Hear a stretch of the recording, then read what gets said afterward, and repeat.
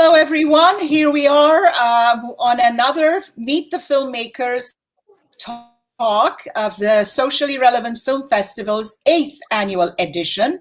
This year, we come to you with 63 films from 33 countries, and they range a huge spectrum of different themes, socially relevant or social issue or problem-related themes, ranging from climate change to disability seen in a positive light. We want to emphasize that.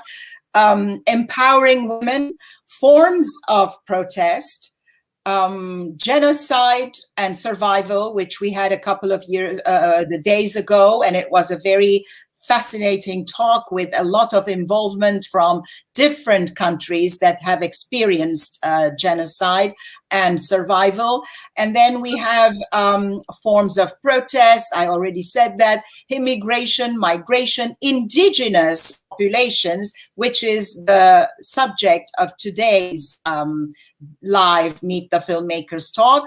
And also we have, after that, migration, human trafficking, home and belonging, or homelessness, in other words. Actually, we like to emphasize the positive always and offer solutions where possible, or at least show the light at the end of the tunnel. We also have films on race, prejudice, discrimination. Yesterday, we met the filmmakers of that series, and it was also another very engaged conversation. Youth and children, LGBTQ rights, and so on. All 12 of our themes are displayed on the festival streaming channel, which is SparkFest TV Live, and you can access that from the festival website, which, let me show you, it is the Socially Relevant Film Festival's website, ratedSRfilms.org. All the information on the free events, the talks, the industry panels, which are, one was yesterday about the importance of PR, publicity, and the role of the publicist in a successful distribution of your film. And also tomorrow we are meeting industry professionals who are going to talk to us about new platforms of distribution and the trends that are happening right now in distribution. So all of these are offered free of charge to you all, and they can be also found on our YouTube channel as they are broadcast live. Whatever you missed, if your timing was not correct and you weren't able to attend the live talks, you are able to catch the recordings of these sessions later on our YouTube channel. And that is also accessible through our website, ratedSRfilms.org. So without further ado, let me open the floor and introduce you to our wonderful team, and especially to our wonderful moderator, Ronit Pinto, who is the publisher and founder of Honeysuckle Media. And we are happy to say that this year, Honeysuckle Media is one of the media partners of the Socially Relevant Film Festival, and we are grateful for that partnership. She is an award-winning female, it is an award-winning female-led print and digital platform exploring gender and sexuality, racial politics, the environment, and pop culture. Ronit began Honeysuckle in Detroit, and it is now based in New York as a source for intellectual and personal exploration with a soul and educational, stimulating publication with high visual and cultural impact. Honeysuckle has always been a platform encouraging hope and individual expression in the face of challenging and extraordinary circumstances. Ronit has a background in journalism and film. She has published in several outlets, including Allure magazine and the Jerusalem Post. Ronit has worked on several big budget films across departments such as makeup, and special effects in films, including Transformers and Screen 4. Ronit continues to write and direct her own projects and documentary films, which we would love to see on one of our socially relevant film festival editions. So Honeysuckle Magazine can be found at www.honeysucklemag.com. Thank you very much, Ronit, for moderating this session, and I pass the mic to you. I will pop out so that I allow a little bit more screen real estate for you, everyone. And we have Dr. Lisa Mills here, Vimal Kumar, who are associated with the same film, and Daunette Reyome, who are going to talk to you with Ronit about their films. Okay, have fun. Thank you. Thank you, Nora. Oops, sorry. That's not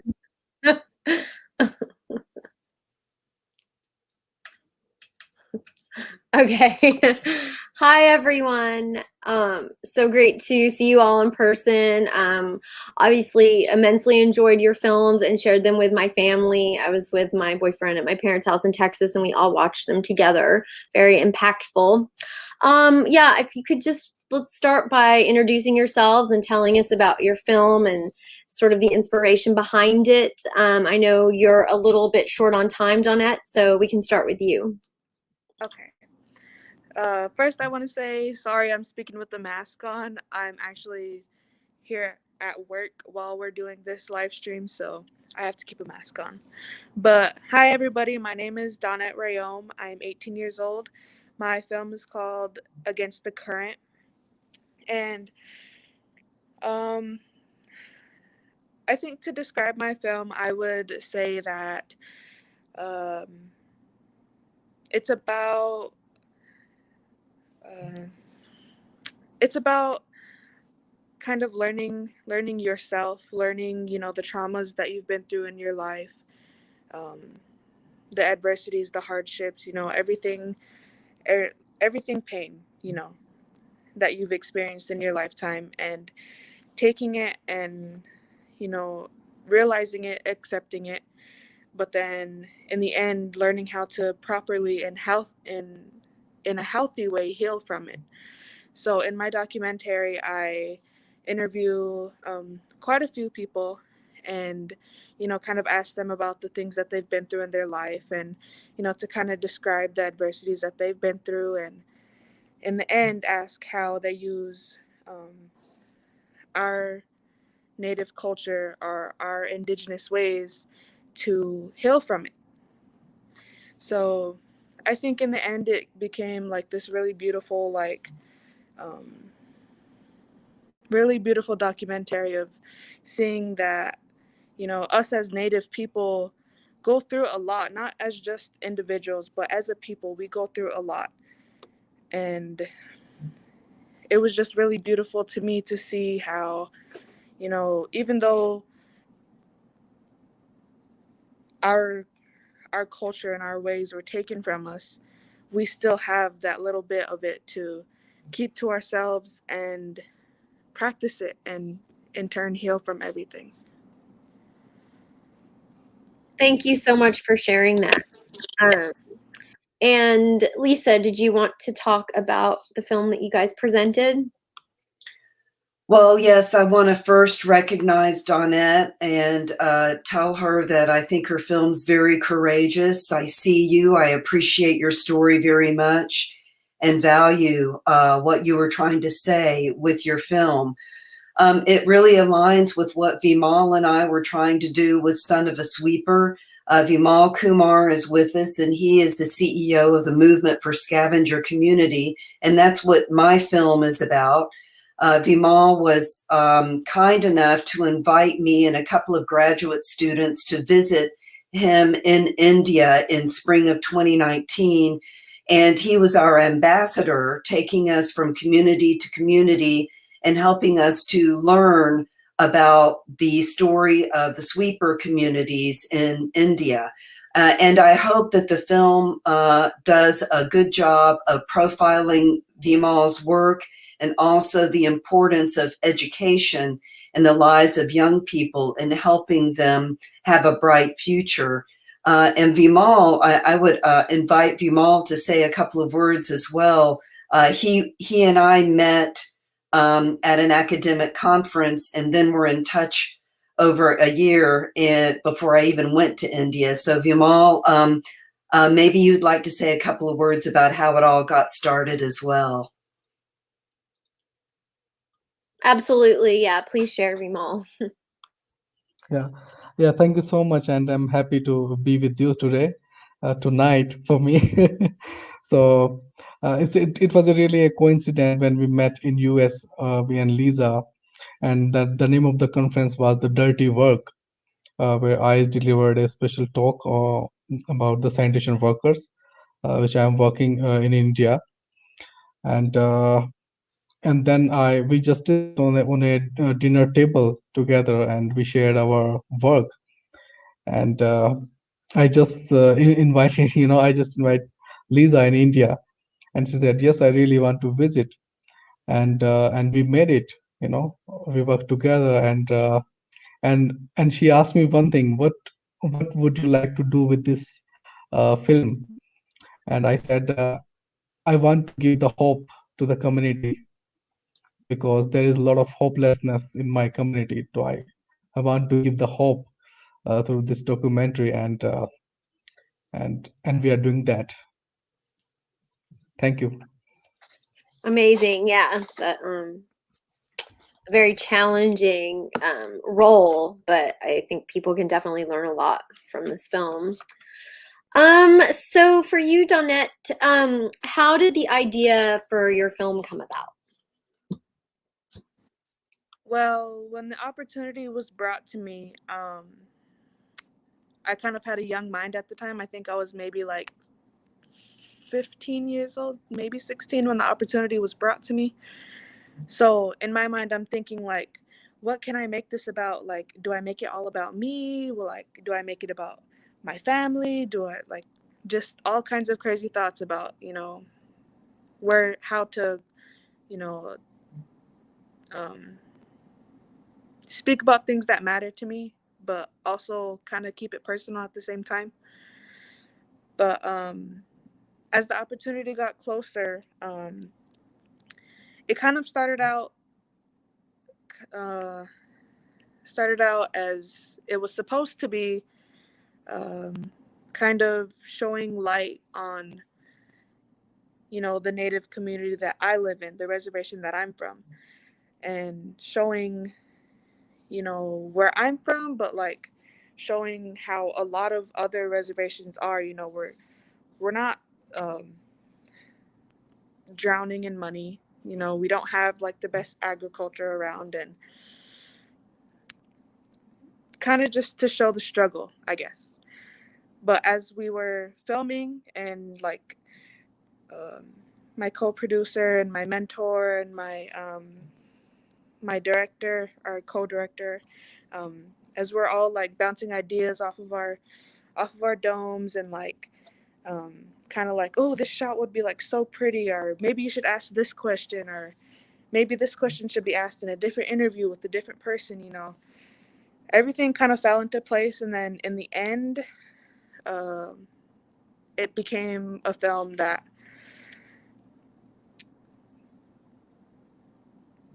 I believe it does show the beautiful side of my culture, the beautiful side of my community and where I'm from. And it shows the truth about us, not what the media puts out about us, not the like stereotypes that the media puts out, like natives, they drink and they do drugs, and they're poor and this and that, what everybody else wants you to think about, Indigenous peoples. I believe my film shows the truth about us. We're not always like the most fortunate people, but we are humble people. So I think my film does show, the beautiful side of us, the truth about us. But in the same breath, it also shows, you know, it does show the poor side of us. It shows that, you know, we don't have the best housing, the best, you know, the best land or whatever, but we are grateful for what we do have. And it also shows, you know, how resilient and powerful we as a people are. So that's what I kind of really loved about my experience with, you know, like planning it out and producing it, directing it, and everything after.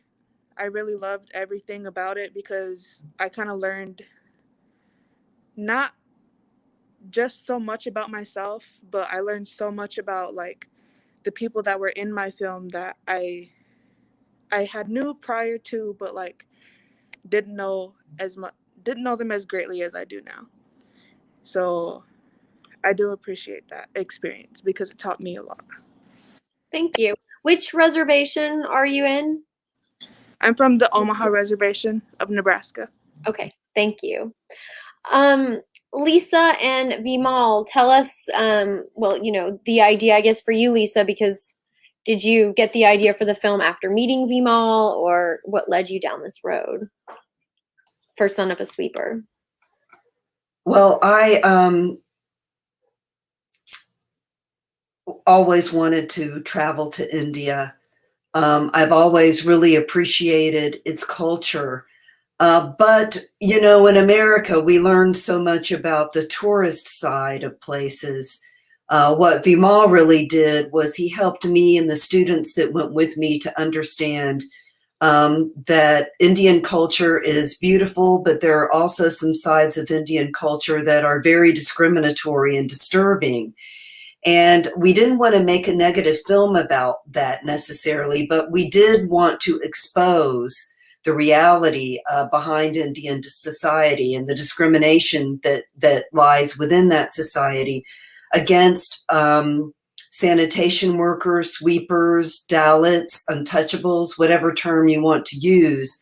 This discrimination, while illegal, still exists within the culture. At the same time, in getting to India and Vimal taking us from community to community, I realized how beautiful the people were in these communities and how generous and how warm and how much they appreciated education and how much they loved their children and wanted their children to grow up happy. And I guess I just want to I want to express my gratitude to Vimal for taking a chance on an American woman and her two grad students who had never been to India before, and yet he welcomed us to come, and he worked really hard at taking us to these different communities where he's setting up these educational resource centers to help the children of these sanitation workers. Yeah, I mean, to that, Vimal, just cribbing off of Lisa's description, you know, what are some of the biggest challenges? Like watching the film, the impression I got was that it was legislative or kind of like the larger support from your political and legal systems. You know, what your job is monumental. I mean, you know, hopefully the viewers have seen the film. If not, it's, you know, watch it. So what would you say, you know, helping the movements, human scavengers, essentially, as you described it, I believe, what are some of the biggest challenges in getting them dignity and safe conditions?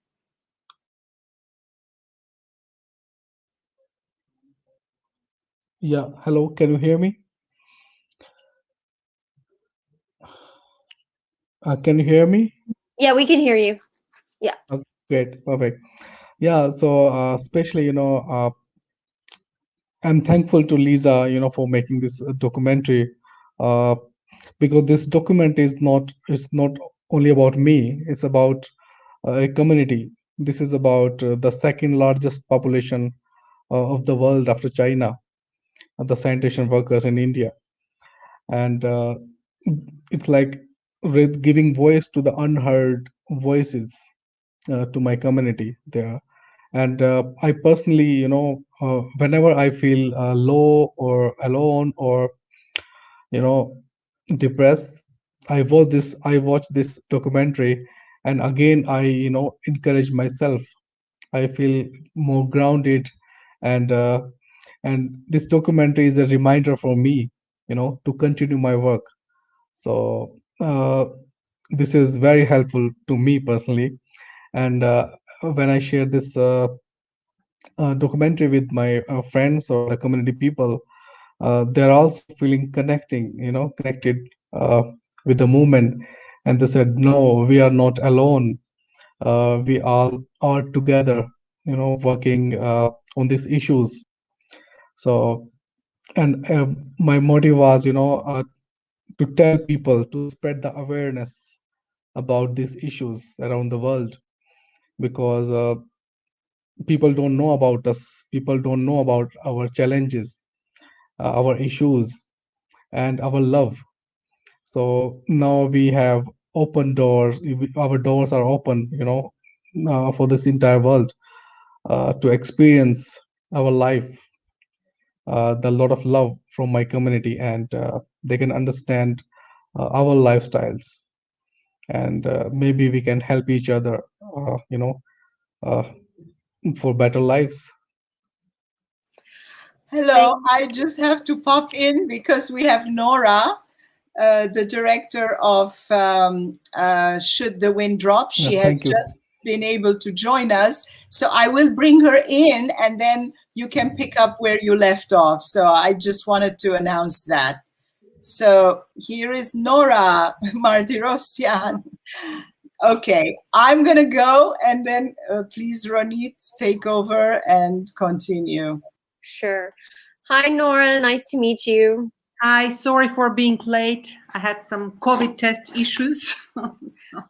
Well, thanks for joining us, and you had a beautiful film. Yeah, so maybe you can start by telling us a little about yourself and how the idea for your film came about. So I went for the first time to the place where I shot my first feature film, and the name of this unrecognized country is Nagorno-Karabakh. It is situated between Armenia and Azerbaijan, and 30 years ago it was the place for a very important military conflict. And when I saw this place where you could see all the, the institutions, everything that looks like a country, and then you look at the map or Google Earth, and the country doesn't exist. So discovering this made me first curious, and then I said, well, the world should know about it. So the best way to talk to the world is to make a long feature film and to show it in the festival. So, well, that was the road I made. Thank you. Okay, so I guess moving on, I wanted to ask Daunnette and Vimal in particular, because they deal with, such harsh conditions and social issues in their communities that are extremely challenging. I was wondering the role of spirituality and kind of prayer, if those play a big role in your community in overcoming some of the challenges that are faced in the wider systems. Daunnette, we can start with you. We most definitely, especially in my community, because it's so small and we're kind of deep into our practices, we definitely do believe that our spirituality and our strong spirits and prayer does get us through a lot, from personal experience. Back in November, everybody in my house tested positive for COVID. So, here we were like all sick, and it was like 1 week I would test positive, and then the next week my brother, and then the next week my sister. And so we were all like getting sick at different times, so my parents did like a deep cleaning of the house. Like we all had to sanitize everything, bleach the walls even, and wash our bed sheets, and, you know, like really deep clean the house. And after we did that, my mom burned cedar, and that's what we used to pray. She burned cedar and she took it all around the house, and, you know, asked our Creator, like, gave him thanks for, you know, still waking us up that day, and still, like, we still have a home, we still have food in our bellies, and we still have clothes on our backs, and, you know, giving thanks for everything that we do still have, but also asking him, you know, my babies are sick right now. They don't feel good. And in that prayer, she asked him to remove all the negative energy, remove all the illness, remove all the sickness from her home, because, you know, she has grandbabies that live in that home. She has grandbabies coming into that home, and she has babies in that home, you know, her own kids. So with that prayer, she burned her cedar and took it all around the house. And then after we do that, then we open up all the entrances into the house and ask any negative energy that sits in the house, we tell it to leave, because it's not welcome there. And I'd say after that was done, maybe like 4 or 5 days, maybe it was like almost a week after that prayer was said, then, you know, she said the same prayer every night ever since the first person got sick. But after a while, after praying about it, everybody finally was COVID free, and, you know, it never got back into the house again, thankfully. But that's just one example of how we pray and how we believe it works. And I definitely would say that prayer and spirituality does play a big part in, you know, remaining happy in such a I wouldn't say unfortunate, but such a povertized place, I guess. Thank you.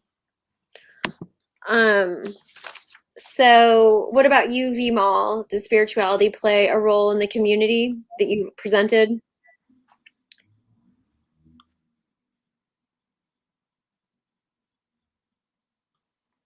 Can you hear us?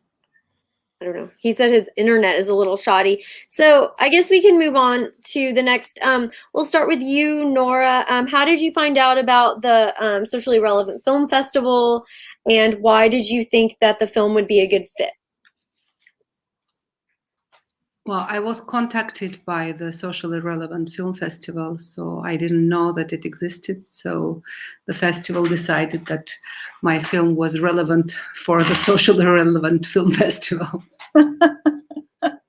This may be a question for me. We are both Nora, and for a second when I heard you, Ronit, I said, oh my God, she's asking me a question. And I'm like, oh no, that's the other Nora.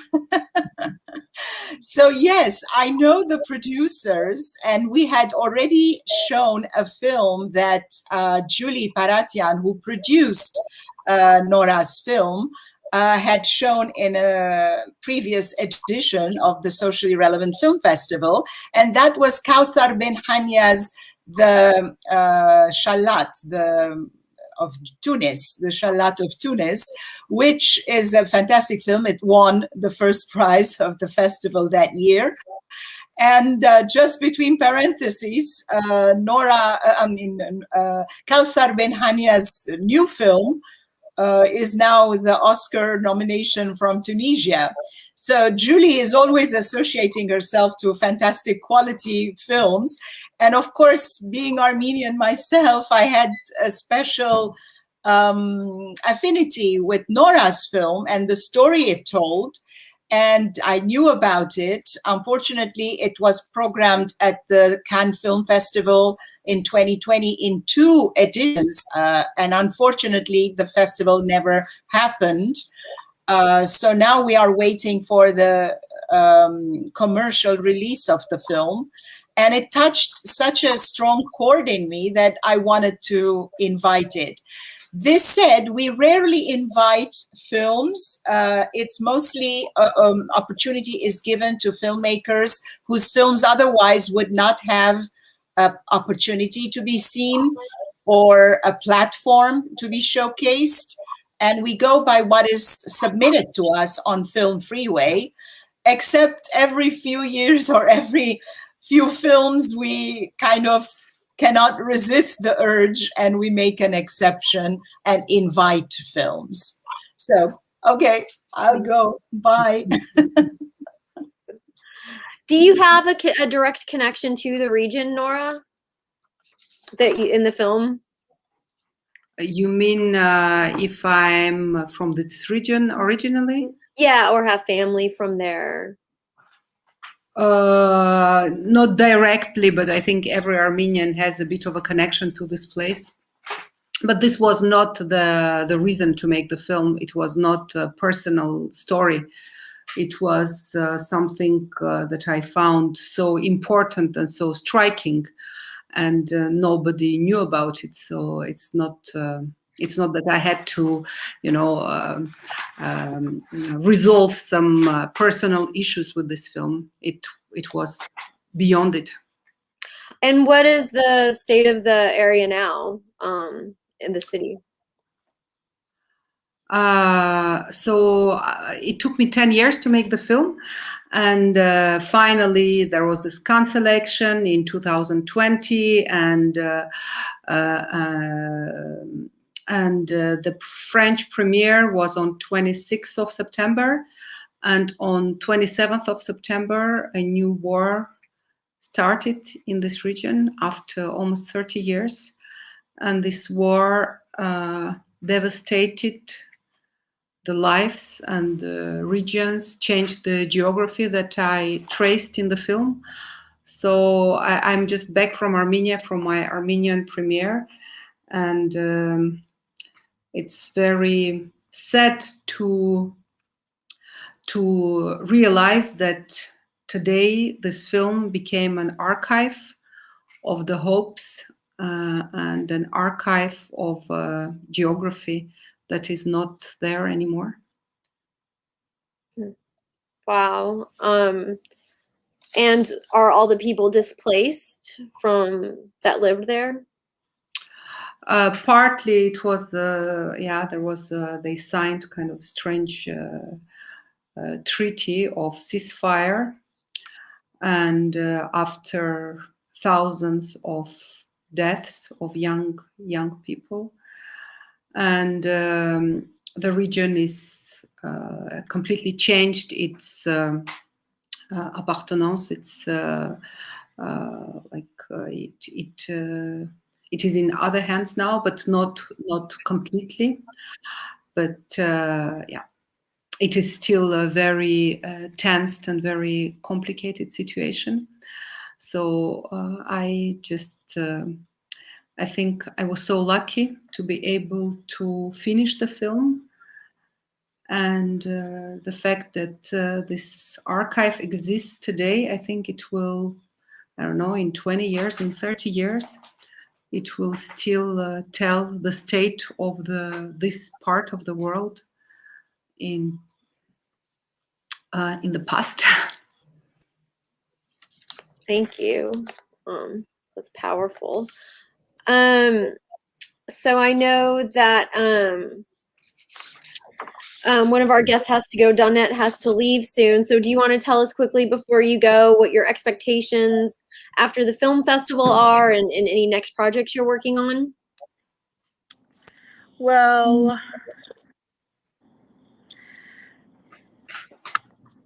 putting out my documentary or releasing my film, I didn't really, expect any film festivals to want to pick it up or anybody to want to do interviews about it or anything like that. I didn't really expect too much from it. But ever since it's been screened over, I can't really remember what it was screened on, but ever since it's been shared publicly, I've been getting like emails and you know, a lot of film festivals wanting to show it and receiving awards off of it. So it's definitely been a blessing, but the only thing I would look forward to seeing about, you know, this film festival is just, you know, seeing the numbers, you know, or the views of it go up. And the only thing I would really want people to take from it is knowledge, you know, and understanding.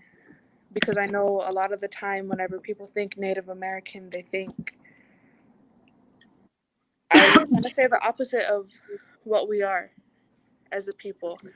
So what I would want people to take from it is, you know, make sure, you know, you listen to the interviews and, you know, you listen to the questions and you see the beautiful land that we live on and watch the dances and listen to the songs, because there is meaning behind it. So, you know, I just want people to accept the beauty of us and, you know, learn what they can from it. Thank you. Yeah, I definitely think that came across. So you did a great job. And as far as any new projects, I haven't really been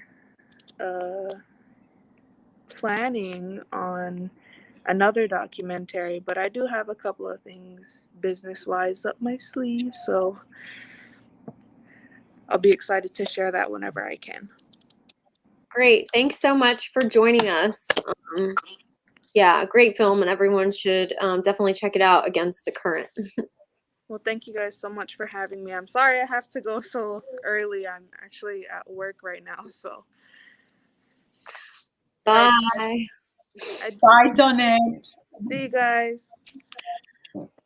Lisa, we will go to you. Looks like Vimal got cut out for a minute. How did you guys find out about the festival, and why did you think it would be a good fit? Well, Nora, the films, this is my 17th film, and since your festival has been in existence, I've been sending my films, and so I was particularly thrilled that this one was accepted. I teach documentary production at the University of Central Florida, and I make social justice films here with my students. I usually go on and look for festivals to submit to that are open to films that have some sort of a social justice theme or message, or give us opportunities to make audiences aware of endangered communities and what people can do to help those communities. So this time, all of the other films I've made have been in the United States, but this time Vimal was kind enough to allow me to take a couple of graduate students over to India. And so this is about the 6th film festival that the film has screened in. And Vimal is back with us. So Vimal, I'm hoping that maybe in the coming year, we can focus on getting an India premiere. I'd love to have the film screen in India if we can find a festival in India that will screen it. I mean, it's not exactly a positive portrayal of Indian society. It's a very positive portrayal of the sweeper community. But I have shown it to some Indian Americans here in Florida, and they are from the Brahmin caste, and it's made them very uncomfortable. And so that made me happy, because I felt like I was doing my job. Because I think one of the most important things that a documentary can do is make people feel uncomfortable about what they're seeing in it. Yeah, it's interesting, Lisa, that you should say that, because I always tell filmmakers that are not accepted into the festival that it has nothing to do with the film being bad or under par or anything like that. It just because I like to have a festival that has a overall editorial sort of unity of theme or style or whatever. And sometimes it might happen that a film is excellent, but it's not included because in that category, there was maybe another one that talks on the same topic, but had it more convenient runtime wise, slot wise, or it could be a host of other things, you know. So I'm very grateful to you that you didn't give up on us and you submitted again, because your film is really, really very, very important. It's very important to draw attention to the Dalit community, and the entire purpose of this film festival is to shine the spotlight on films that talk about issues that people would otherwise not know about or not find out about. Because let's face it, there aren't too many film festivals that would, you know, put films that, especially if it's a documentary, if it's a narrative with a beautiful song and dance number behind it, or a love story in front of it, maybe they will look at it differently. But with a documentary that is talking about the matter as it is, it's very rare that you would find that. So we are very happy to have the film, and please stay in touch and continue and bring us more films. I have also a few comments. Yes. Do you want me to take a moment and inform people of the comments? Sure. I mean, I would love to know what Nora's next project is, if possible, to fit that in, and then we can. Absolutely. And I also texted her if you want to say something in French, and don't worry. Thank you. Okay. I think it's muted. Is it mute? Is she muted? I think. Yeah, sorry. My thing went over it by accident. Yes. Yeah, I'll try to manage in English. When during the lockdown in March, April, and May, I was writing a new project that had nothing to do with all this issue. It was more about, I don't know, ecology and the water and the water power plants. And then the war broke up. So every day I would see images of soldiers with amputated legs and arms, and just horror, like as if we were in the Middle Ages. You know, I'm here comfortably seated in my apartment in France, and there they were very, very young people losing their lives every day. And I couldn't write anymore. And I try to understand what is it that is important for me to say tomorrow. Is there something that is important for me to say tomorrow? So this is the first question. And then I'm trying to figure out what it is. But I think all our nation is under the shock, and we would need time to understand what are our priorities and what is the way to get over this terrifying crisis, war, and this treaty. Thank you for sharing. Nora, did you want to ask some of the questions in the comments? Yes, let's go back there because some people put comments. Well, I have somebody from By Kids, which congratulated Daunnette. I guess her film is part of the By Kids, Against the Current is part of By Kids, and it will be screening on, of course, I first have to say that it is screening right now in our festival, but eventually in April as well, it's on PBS. Michael Clace, who is asking, the Dalit issue is getting a little attention in the US due to a current California lawsuit against Cisco systems for caste discrimination against a Dalit tech worker. Will this matter at home, is his question. And there is a PS. Let me read the whole thing because it might mean important to the question. Maybe you should try to get screenings in Silicon Valley because the transnational anti-caste movement is targeting Dalit workers there. And PS, second PS, maybe you should try to get screenings in, oh, it's the same thing written twice. Okay, Lisa, please feel free to, I guess it's directed to you since it's on the Dalit. Yeah, I want to thank Michael for his comment, and I have been following that news out in California, and it is definitely an issue out there, and it made me think about possibly shooting another film on the Dalit issue if I could do that out in California, or we have tech in Florida too, and determining whether or not it's an issue here in Florida. I think it's an excellent idea. I hadn't really thought about sending the film to festivals in the Northwest, but I think that that's a really good idea, and I should consider doing that. And so I appreciate that comment.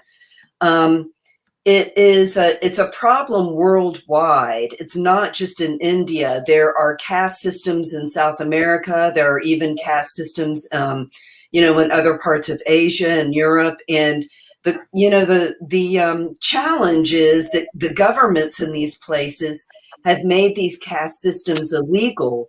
But culturally, just like in the United States, we still have racism. And culturally in India and the other places with caste, people still discriminate against people that they perceive to be in these lower castes. And so it's you have to wonder sometimes, what's it going to take?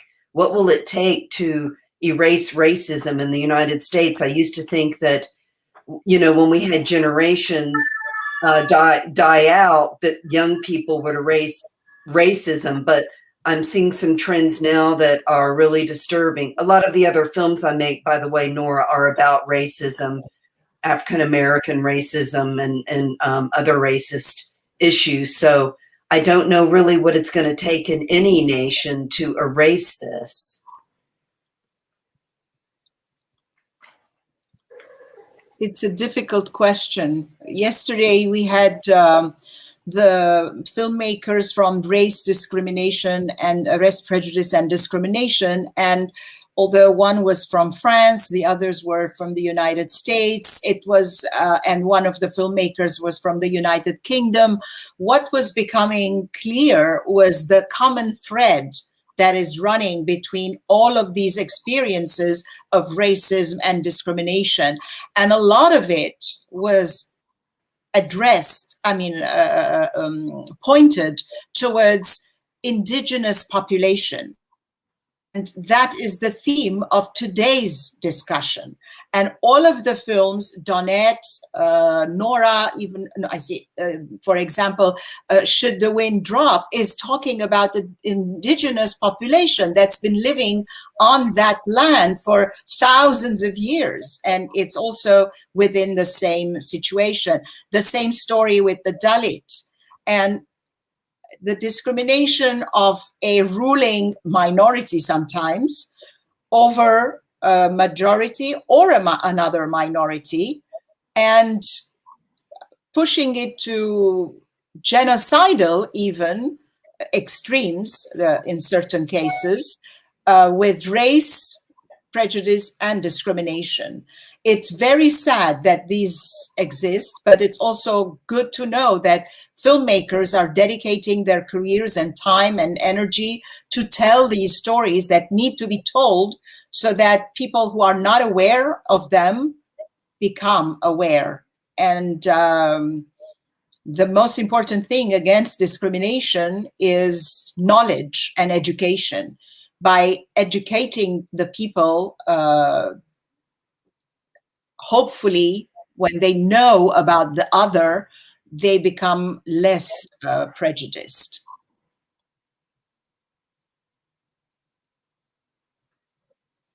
And I would just add that in the Vimal could speak to this more. I don't know if I see him in the chat. I just don't see him Yeah, I'll in bring the room. Vimal back. He is here now. There he is. He has put something in the. He said that he can't because his sound is very weak. That he's putting the comments in the comment section. So he's putting in Caste, The Origins of Our Discontents book by Isabel Wilkerson. This is also new in the United States. So I am reading it off. And Vimal, you might want to interject at this point.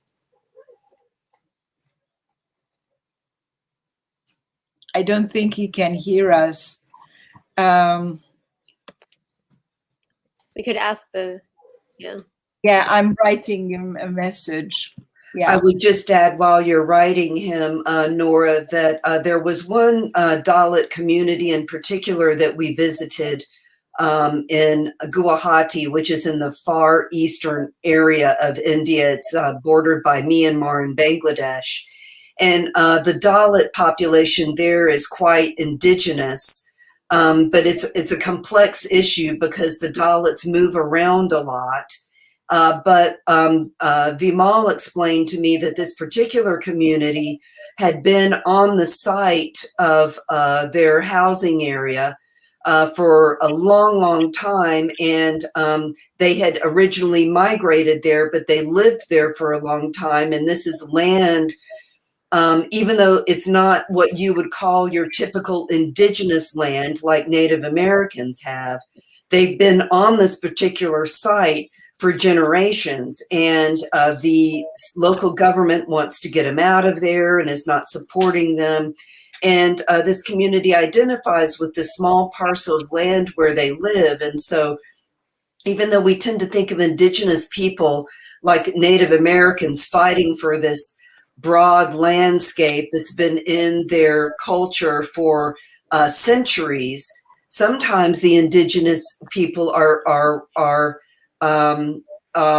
threatened in a small area, in their small community that they call their own, even though it's not necessarily, a tourist area or a large area.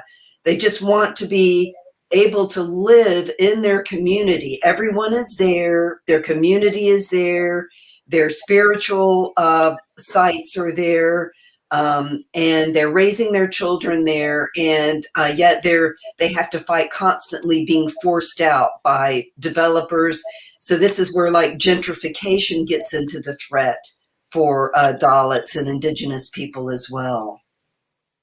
Yeah, yesterday the talk was also going around that as well in the case of Brazil and the indigenous populations over there. And most of the time, it's economic concerns and the greed of the oppressors who just want to take away the land for economic ends, and with no respect. Like right now, what is going on in Artsakh, in Nagorno-Karabakh, and Azerbaijan is like not only destroying the land and taking it over and all that, but also the cultural heritage of the land.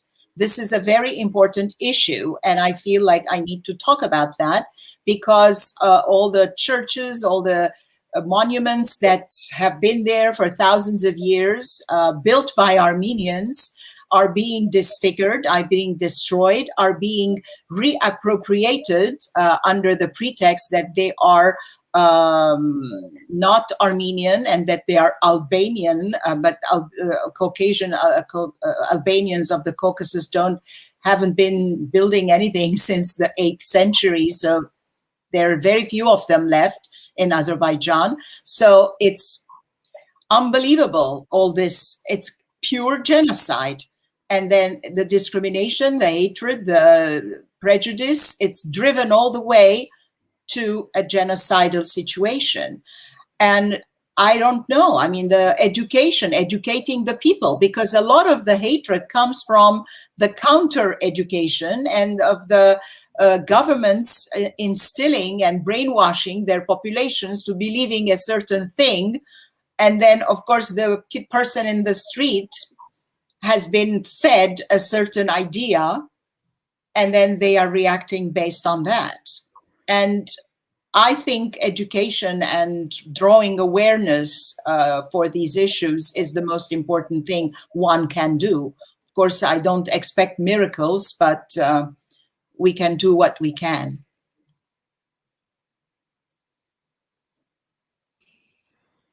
Yeah.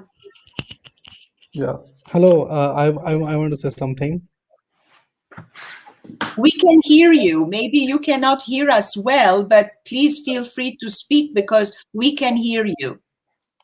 Yeah, thank you. Because I'm having difficulty, I can't hear you properly, so I'm not getting questions and conversation properly. But I'm getting something. So I want to say one experience about that. What is the difficulties in representing the issues of this? In 2013, I was, presenting one research paper in an international conference organized by Stockholm University in India.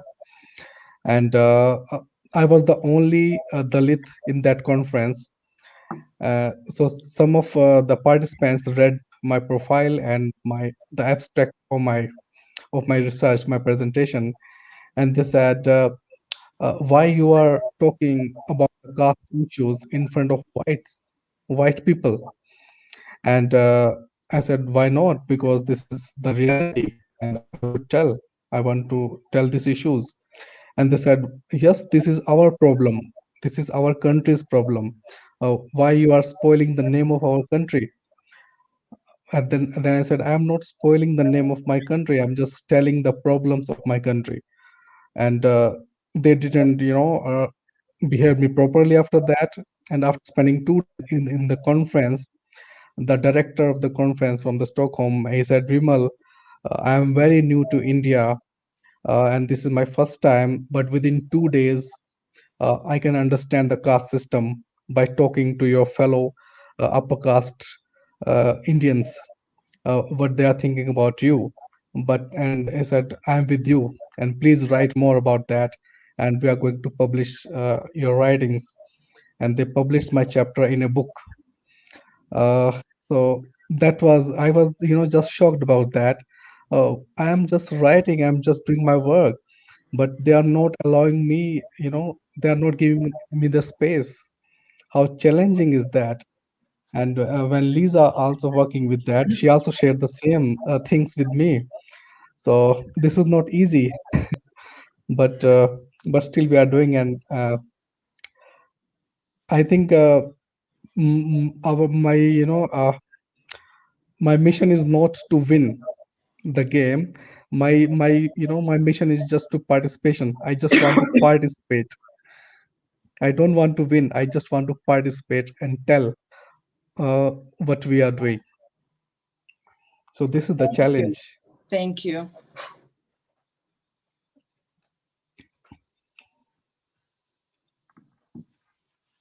Well, we're almost on time, like it's 3:30, but I want to give you a couple of more minutes. And if you want to allow people to wrap up, Ronit, or if you have a comment to say, or final remarks or whatever, feel free to do so. We do usually let, when the conversation getting interesting, to let it run over a bit.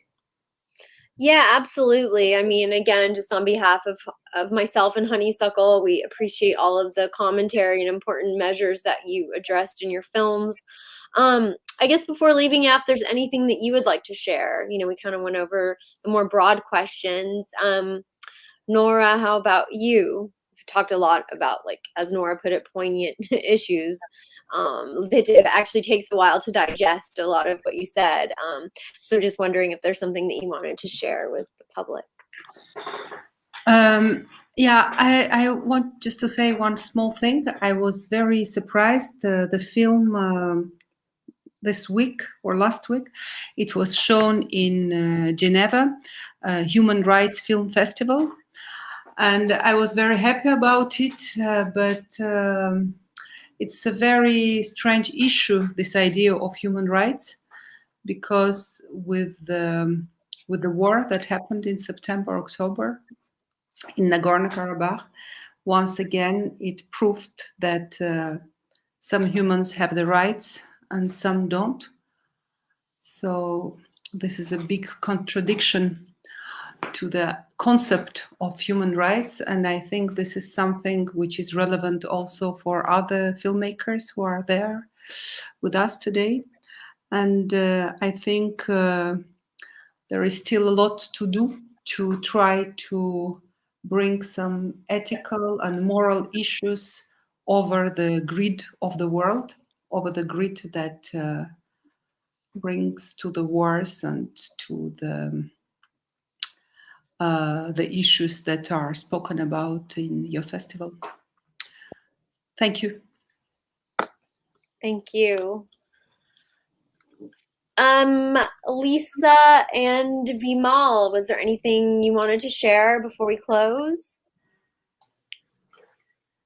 Vimal, I want to ask you how things are going with your YouTube channel and videos and getting the word out. I think that what we're going through also right now in the world of documentary is a reckoning where we are really being challenged to make sure that the voices are heard, that people like the young woman we had on earlier are making their own films, expressing their own voices. And so Vimal and I have talked a lot about his interest in filmmaking, and he has a camera and his community, they are shooting videos as well. So are you going to take it on from here, Vimal, continuing to do the work with video, so sharing your stories? Yes, I'm doing that, Lisa. And I'm making small videos of my community people. Those are working in the grassroots. And, you know, everyone, they are facing first time, they are facing the camera. So I'm, you know, and this is difficult, you know, to tell people how to talk to a camera. It's too bad we lost him, but Yeah.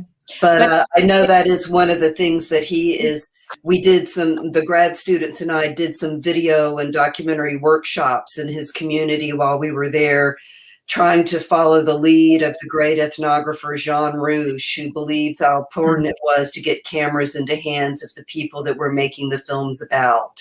Yeah. And here he comes again. Maybe he can rejoin us. But it's very, very important. And by the way, let me make a small parenthesis. This chat that is being broadcast live on our YouTube channel is going to remain there. So please feel free to take the link and share it.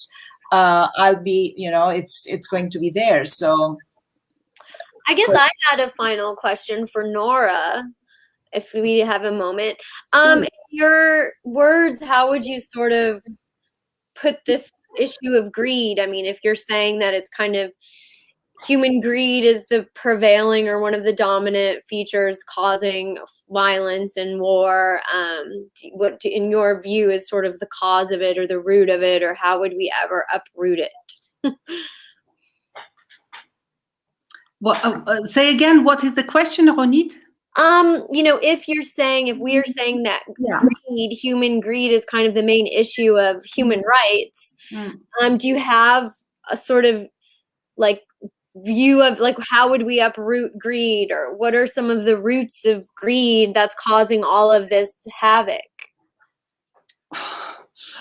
Well, you don't need to be a philosopher to find an answer to this question, because you just open the news and you look what is happening in the world, what they did to Syria, what they did in Artsakh, for the territories, for the petrol, for the gas, for the beautiful women, for, you know, this is non-ending story. And living in this protected Western world, where since the Second World War there were no strong cataclysm, we forget.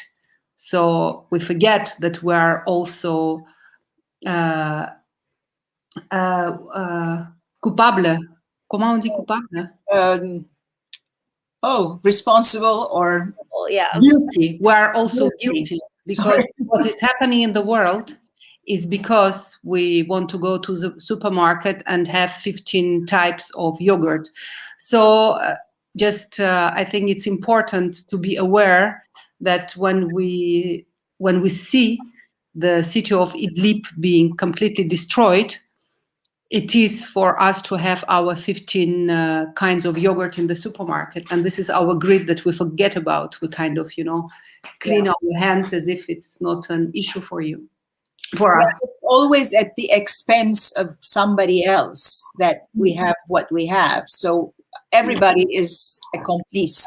Everybody is complicit to the situation. And what I witnessed with this war that happened just now, when there was the Armenian genocide 100 years ago, England and Germany, they arranged not to look at this, so the world didn't know, the world didn't want to see. And 100 years after, all the educated countries, they celebrate the commemoration of 100 years of genocide. And now it comes back again, and the world turns away the head not to see, because there is gas, because there is a petrol, because there is greed. And 100 years changed and nothing has changed, and maybe in 100 years we will commemorate the state of Artsakh. I am extremely angry. I think I'm extremely angry towards the world in which we live, towards myself, because I think that we are not really able to do much, or we don't want. So so maybe next film will be about it. And thank you for giving me the time to tell you my anger.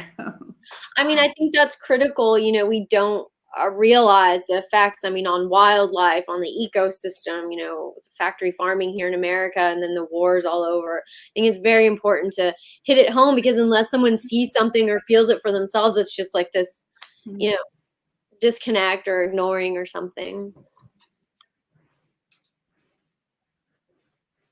Yeah, we're having an internet issue. I think we lost Ronit. Yeah. Oh, I see you. Yeah. I'm having an issue too. I think we lost a couple of people and then we got back. I don't know, it interrupted for me for a second what you were saying, Ronit. Can you hear me? Yeah, now we can, yes. Oh, I was just saying, to Nora's point, unfortunately, you really have to hit that home and get in people's faces with that knowledge and understanding, because our actions affect everyone, and we, at this point in evolution, do not understand that, and it's causing a lot of problems. Yeah, it's very important to accept our responsibility, because all of us are in a way responsible. All of us need to do our share, take our share of the guilt, as Nora put it, on ourselves, and become responsible and do something. Because this is not pointing the finger and saying, oh, that person should do that and that person should do that. We should also participate. We should also do something. And anger is a very good starting point. We should get angry so that we do something about it. If we get complacent and just happy and comfortable, then we will not do anything about things. So we cannot wait to see what your next film is going to be about, Nora. And please use the anger to tell the story, because these stories need to be told. And we are happy to be a small platform in our own way to whatever filmmaker wants to tell these very, very important stories. Now I'm looking and we're really over time. So unfortunately, I will wrap, unless Ronit wants to say one last thing. No, like you, I'm very excited to see everyone's next projects. Very powerful work, and definitely the world needs more of. Absolutely. The festival still goes on until Sunday. We have the big awards night on Sunday evening, but every morning I'm doing from 10 to 10:45 Cine Cafe, where all the filmmakers can come in, say hello with their coffee mugs, and we've been having people drop in the evenings today and on Saturday, not every day. We're also doing happy hours, which are opportunities for people to drop in and converse and network, because part of the strength of our voices is by voicing things together and not just each one on their own in their own little corner. So thank you all very much for being there, for dedicating the time. And thank you, Nora, because we almost couldn't have you because you were having your premiere in Armenia, but flew in, and I'm glad you could make it in the end. Thank you, Lisa, for not giving up on the festival and coming back. Thank you for the opportunity. I appreciate it. And thank you, Ronit, for conducting, for moderating the chat, and for our partnership with Honeysuckle Magazine. Thank you. Bye-bye, everyone. Please stay in touch. Please continue to do what you do. Thank you. Thank you. Thank you. Bye. Thank you.